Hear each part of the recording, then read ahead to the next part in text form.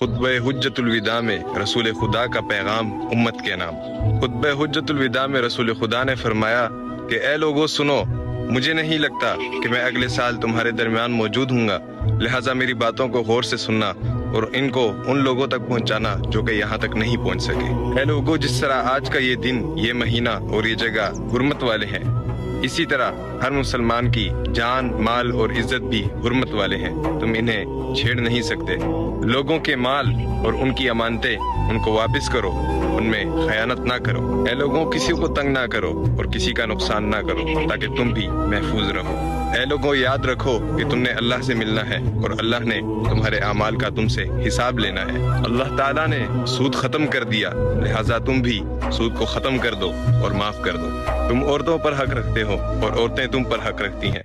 جب وہ اپنی تمام حقوق پوری کر رہی ہیں تو تم پر لازم ہے کہ ان کی تمام ذمہ داریاں پوری کرو۔ رسول خدا نے فرمایا وَلَا تَقْرَبُوا الزِّنَا، اور زنا کے قریب بھی مت جانا۔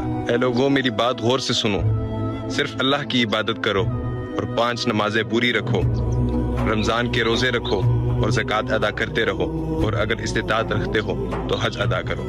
زبان کی بنیاد پر، رنگ و نسل کی بنیاد پر تم تعصب میں مت پڑ جانا۔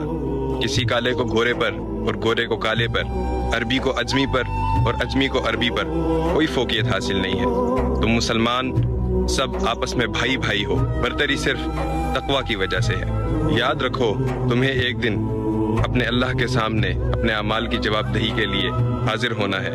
خبردار رہو، میرے بعد گمراہ مت ہو جانا۔ اے لوگو، یاد رکھنا کہ میرے بعد کوئی نبی نہیں آئے گا اور نہ ہی کوئی نیا دین لایا جائے گا۔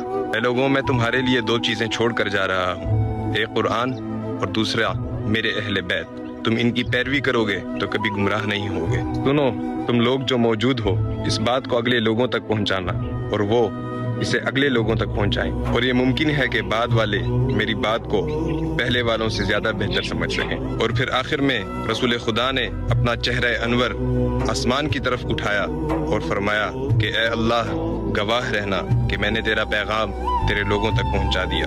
میں نے رسول خدا کا یہ پیغام امت کے کچھ لوگوں تک پہنچانے کی کوشش کی، اور اللہ ہمیں ان لوگوں میں شامل کرے جو اس پیغام کو مزید لوگوں تک پہنچا سکیں۔